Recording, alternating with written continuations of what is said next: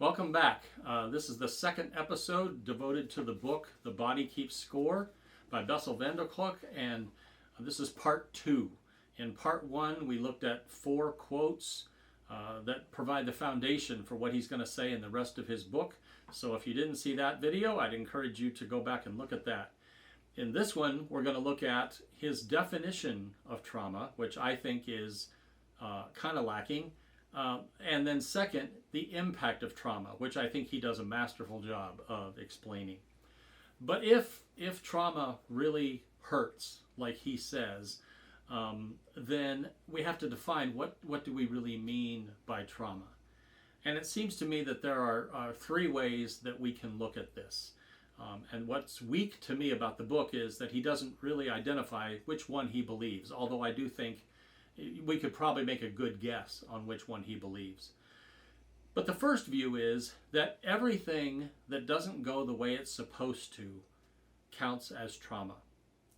And so we live, for Christians, we would say we live in a fallen world, and so everything that goes wrong, every time you go to the coffee shop and they don't have your favorite coffee, or you trip over something and accidentally fall down and skin your knee, or somebody says a hurtful word to you, or just anything counts as trauma.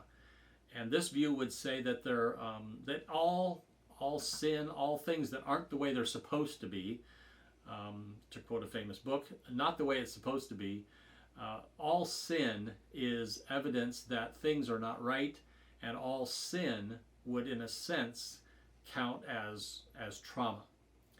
Now, for most of us, we would say, on the surface, this doesn't seem quite right, because we would think there's got to be a difference between calling someone a fool and trying to kill them. There's got to be a difference between disagreeing with somebody and trying to hurt them. We would say that trying to hurt them is worse, if there is such a thing, or more traumatic. Whereas I think Scripture sometimes makes more of an intimate relationship between these two than we might be comfortable with. If you remember the Sermon on the Mount, it says, if you call your brother a fool, it's the same as if you have killed him.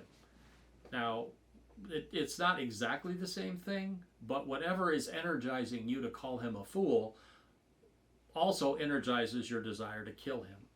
And so I think Jesus makes a little bit more of a parallel and would probably agree that some of the little things that we think wouldn't constitute trauma, might actually count as trauma, especially if they're energizing something else. But anyway, that's the first view, that just living in a broken, fallen world is traumatic in and of itself. And I'll come back to this in a few minutes. The second view is that there are stages or degrees of trauma. For example, if you were to grade going to the coffee shop and they're all out of your coffee, on a scale of 1 to 100, that might rank a 6 or a 40, depending on who you are. But regardless of the fact, that wouldn't rank up there with something like sexual abuse or adultery or violence or something like that. That trauma exists all along the continuum, but some trauma is worse than others or harder, or you assign a numerical score. And how this plays out is that what complicates matters even further is that we each have a certain capacity to handle certain levels of trauma. For example, maybe I can handle trauma at a level of 36, and you can handle a trauma of 52. Well, when my level of trauma adds up to 36, when all the traumatic things that happened to me in my day add up to 36, then it has a strong, powerful impact on me, because my threshold is 36.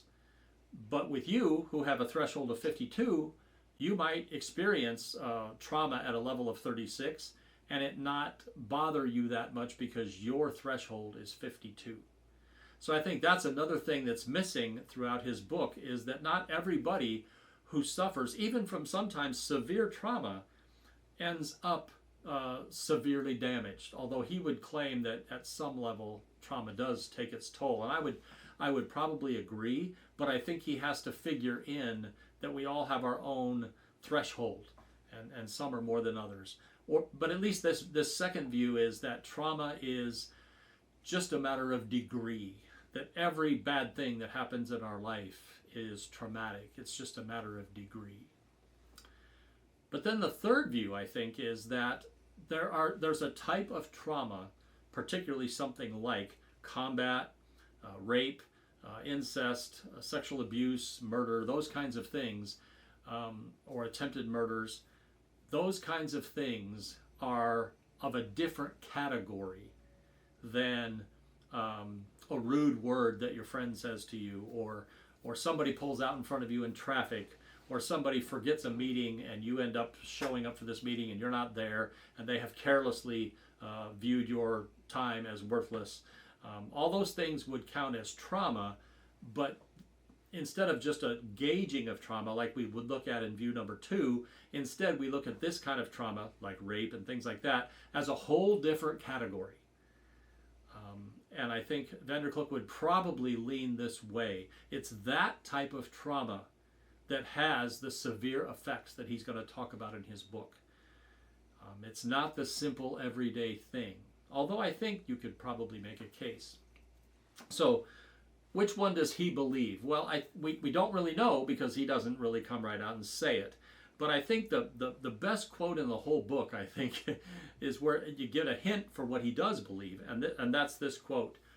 Trauma, by definition, is unbearable and intolerable. Trauma, by definition, is unbearable and intolerable. So he's basically making the claim that there is a type of trauma that nobody can bear. It's intolerable. And he actually cites our buddy from a few episodes ago, Marty Seligman. Remember his research on dogs, where you put the dog in the cage and you lock the door and you shock the floor, and eventually the dog figures out, I can't get away anyway, so I'm just going to lay here and die. And he said that happens a lot in trauma, is that trauma is, by its very nature, there's no way out. And so we have to absorb it, but we were not made to absorb it. And so it's intolerable. And what do we do? This is a great question he asked. What do you do with something that's unbearable and intolerable?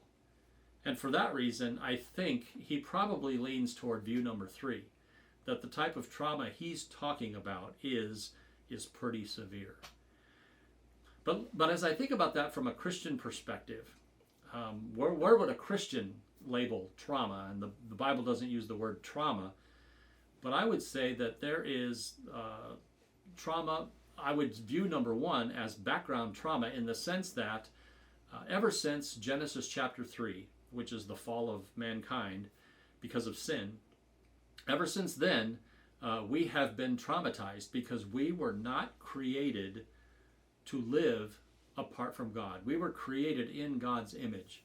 And part of that is to be in an intimate relationship with Him, to be dependent on Him. We were not created to be off on our own, and we certainly weren't created to be worshiping idols. But we were created to be in a relationship with Him. And ever since Genesis 3, that relationship has been ruptured. And so we lose the deepest relationship we were created to enjoy. And furthermore, we're banished from the Garden of Eden, which means, according to Genesis 3, that we're going to have childbearing pain. Women are going to have pain in childbirth. Men are going to have pain in their desire to have impact. Every time they pull a weed, it's going to grow back. And they're going to struggle with futility, because the world is broken. Not only are we changed in that we were supposed to be in relationship with God, but now we're not, so nature was also supposed to be in line with God. And because of sin, nature was cursed. And so, as Romans 8 says, all creation groans. So not only are we not the way we're supposed to be, but nature's not the way it's supposed to be either. So I would say, from a Christian perspective, there's probably a low level, and maybe not so low in some cases, low level of trauma in all of us. And in this sense, I would be sympathetic to view number 1, because every day we wake up separated from God. Now, the good news is that God didn't leave us like this. He came to earth. He paid the price for our sins, which gives us a way back to being in a relationship with Him. And He also didn't leave the world alone either, because one day when Jesus comes back, He's going to change the world into something that is sinless. and it'll be a safe environment again. Or as the Revelation says, the lion will lay down with the lamb. There will be safety, and there will be no more fear, no more sin. And so the trauma of living in a fallen world will be gone, and the trauma of living apart from God will be gone. But in the meantime, we have all kinds of other trauma. In addition to being separated from God and living in a broken world, there's also the severe trauma that I think the book talks about, which would include things like rape and sexual abuse and all of those kinds of things that have much more damage than we would think. And I think he's right. And what he says is that trauma, because it's unbearable and intolerable, it has a pervasive effect in all of our being. And we as counselors tend to focus on the mind or maybe the emotions, but the book says that it doesn't only damage your mind, it also damages your brain. That there are chemical reactions in your brain, and maybe it affects your ability to process serotonin, and so you end up depressed, or it affects the dopamine pathways in your brain, and so you're incapable of expressing or experiencing pleasure, or something like that. That there's some substantial change in the neural networks because of the trauma.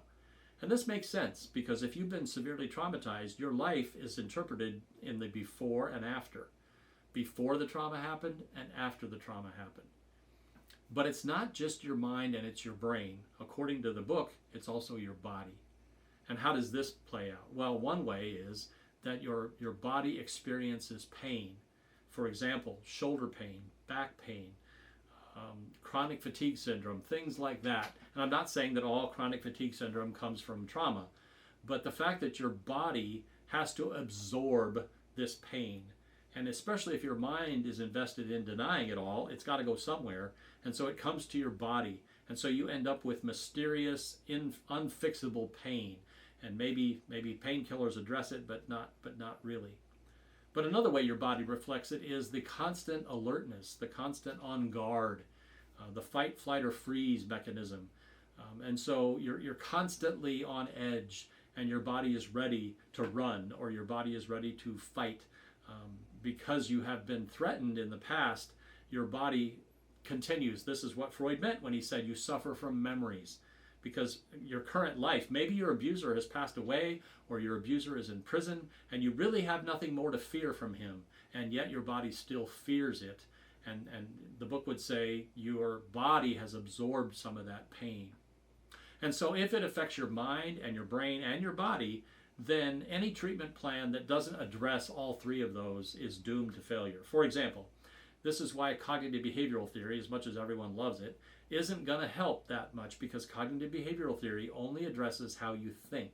It doesn't address brain, and it doesn't address your body. Or, for example, if you take medications, maybe an anti-anxiety medicine or an antidepressant, well, that's really going to help your brain perhaps, but it's not going to address how you think necessarily, nor is it going to address your body. So medication by itself is not going to help.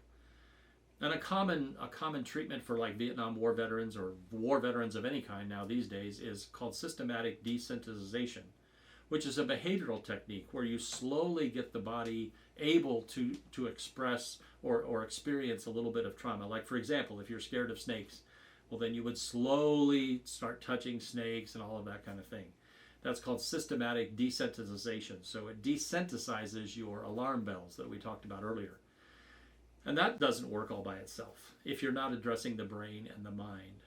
And so that's one of the main core ideas of The Body Keeps Score, is that he claims that therapists and counselors have left this part out, primarily left out the body part.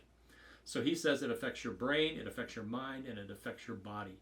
And this is why I say when he talks about the effects of trauma, I think he does a really excellent job. So then he'll talk about, given the fact that it affects your brain, your mind, and your body, what hope do you have? What treatment might actually work? And I would ask that from a Christian, if you are traumatized, whether it's just from living in a fallen world and just from being separated from God, that's bad enough.